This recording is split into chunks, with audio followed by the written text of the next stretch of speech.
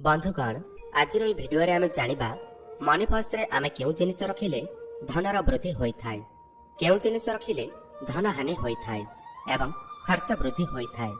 आपण सकाळु purse full करी नेउछंती, संध्या बेलकु ताहा खाली होई जाइथाय। एही सबुठारु किपरि रक्षा पाइबे, किपरि मुक्ति पाइबे, धनर अभाव किपरि देखा न देब, सही विषय रे आज आमे आलोचना करिबा। सेतिपई भिडियो को शेष पर्यंत निश्चय देखंतु। ताहा पूर्वरु ए भिडियो को गोटे लाइक करंतु एवं आम चैनल को सब्सक्राइब करी पाखरे आसुथिबा बेल आइकन को मध्य प्रेस करंतु। प्रथम रे जदि आपण पर्स टे किनि करी आनुछंती ताहा भल, जदि आपनको पर्स टे केही गिफ्ट आकार रे दियंती ताहेले आपनक पई शुभदायक अटे। द्वितीय कथा हेउछि जो पर्स आपण यूज करूछंती ताहाको प्रति वर्ष रे थरे बदलै दियंतु। ताहा भल थाउ किंबा न थाउ वर्षको थरे बदलै दियंतु। केही केही भाबंती जे ए पर्स टी हेउछि मो पई लकी, एही पर्स रखिला दिन ठारू मोर धन वृद्धि हेउछि, एणु मु पर्स बदलैबी नाही। एहा भाबिबा भूल होइथाय, कारण पर्स पुराना हेबा मात्रके ताकू बदलै दियंतु। कारण टंका को आमे लक्ष्मी बोली मानि थाउ। लक्ष्मी केबे हेले अपरिष्कार जगह रे रहिबा पई पसंद करंती नाही। एवं जदि पारुछंती वर्षक भितरे सही पर्स टी को मझिरे मझिरे हळदी पानी रे धोई खरारे सुखाई दियंतु, तापरे व्यवहार करंतु, देखिबे आहुरी उन्नति करिबे। एवं जदि मझिरे पर्स टी फाटी जाए बा चिरी जाए तेबे तुरंत पर्स टी को बदलै दियंतु।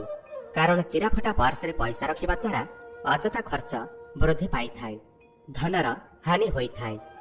जेतेबेले पुराना पर्स को बदलाई नवा पर्स आपण नेबे सेतेबेले आपण पुराना पर्स टी को एणे तेणे फिंगंतु नाही किंबा काहारी को दियंतु नाही। से पर्स टी को आपण कोनसे एक गछ मूले रखी दियंतु।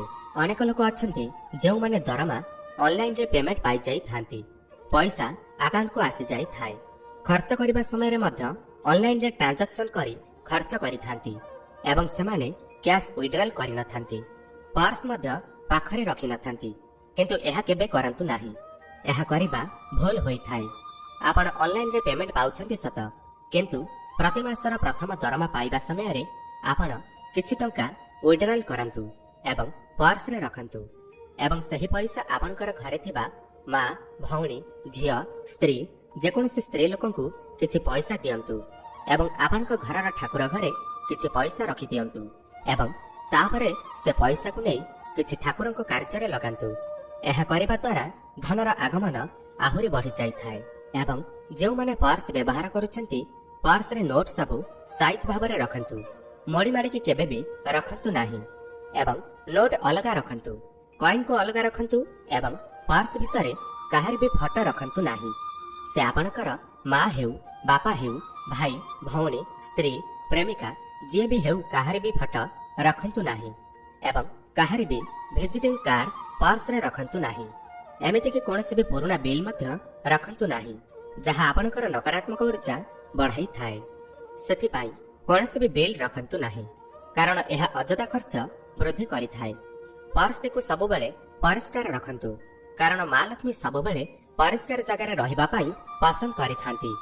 एणु पर्स टी हेउछि आपणकर लक्ष्मी को रहिबा स्थान, एणु पर्स टी को अपरिष्कार करंतु नाही।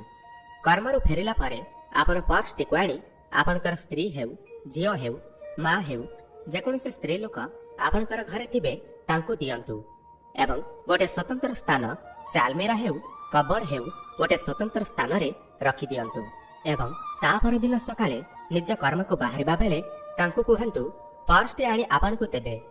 आउ गोटे कथा सेमानको कहिबे जे आपणकर पर्स रु केबे हेले टंकाटिया भी चोरी न करंती। जदि सेमानकर आवश्यक पड़े सेमाने आपणक ठारू मागी कि नै पारिबे। पर्स रु आपणकर जदि टंकाटिया भी चोरी करा जाय तेबे आपणकर भाग्य दुर्भाग्य रे परिणत होई थाए, खर्च वृद्धि पाई थाए, धन हानि हेबारे लागि थाए। तेणु घरे कहि दियंतु पर्स रु चोरी न करिबा पाई। अनेक लोक कोन करंती पैंट रो पछपटे पर्स रखि थांती एवं पैंट शर्ट बदलला बेले सही पैंट शर्ट को टांगी दियंती, जहा फଳରେ आपणकर पर्स टी सही परे झुली रही थाए। झुली रहिबा द्वारा आपण मध्य परिस्थिति रे झुली रही थांती, आपणकर खर्च वृद्धि पाई थाए। सेथिपाई पर्स टी को झुलाई की रखंतु नाही, पर्स टी को एक निर्दिष्ट स्थान रे रखंतु। एबे जानिबा पर्स रे कोन रखिले ମା ସନ୍ତୁଷ୍ଟ ହୋଇଥାନ୍ତି ଏବଂ ଆପଣଙ୍କର ଧନ ବୃଦ୍ଧି ପାଇଥାଏ। ପର୍ସ କେବେ ବି ଖାଲି ହୋଇନଥାଏ। ଅଯଥା ଖର୍ଚ୍ଚ ଦେଖାଯାଇନଥାଏ। ଆପଣଙ୍କର ଉନ୍ନତି ହୋଇଥାଏ।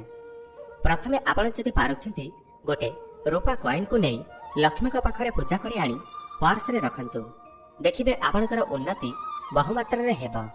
ଯଦି ରୂପା କଏନ୍ ରଖିବାର ଆପଣଙ୍କର କ୍ଷମତା ନାହିଁ, ତେବେ ଆପଣ ଏକ କଉଡ଼ିଟିଏ ହେଉ କିମ୍ବା ଶଙ୍ଖ ନାଭି ପଥରଟିଏ ହେଉ, ଯାହାକୁ ଆମେ ଗୋମତୀ ଚକ୍ର ବୋଲି କହିଥାଉ, ତାକୁ ନେଇ ମା ଲକ୍ଷ୍ମୀଙ୍କ ପାଖରେ ପୂଜା କରନ୍ତୁ ଏବଂ ସେହି କଉଡ଼ି ବା ସେହି ଶଙ୍ଖ ନାଭି ପଥରକୁ ନେଇ ପର୍ସରେ ରଖନ୍ତୁ।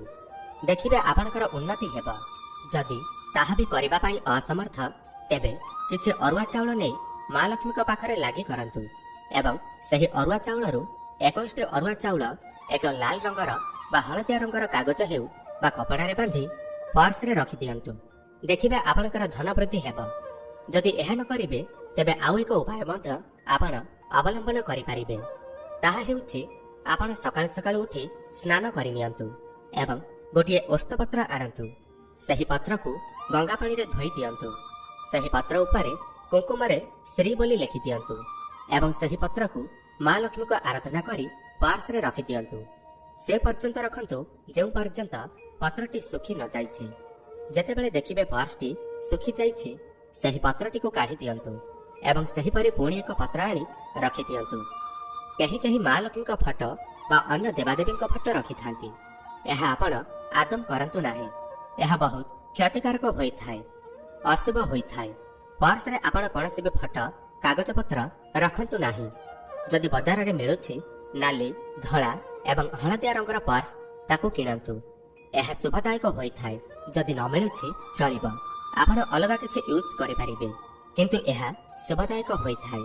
ତେବେ ଆପଣଙ୍କୁ ଯଦି ଏହି ଭିଡ଼ିଓଟି ଭଲ ଲାଗିଥାଏ, ତାହେଲେ ତଳେ ଥିବା ଆମ କମେଣ୍ଟ ବକ୍ସରେ ଜୟ ମା ଲକ୍ଷ୍ମୀ ଅବଶ୍ୟ ଲେଖନ୍ତୁ ଏବଂ ଭିଡ଼ିଓକୁ ଗୋଟେ ଲାଇକ୍ କରନ୍ତୁ। ଧନ୍ୟବାଦ।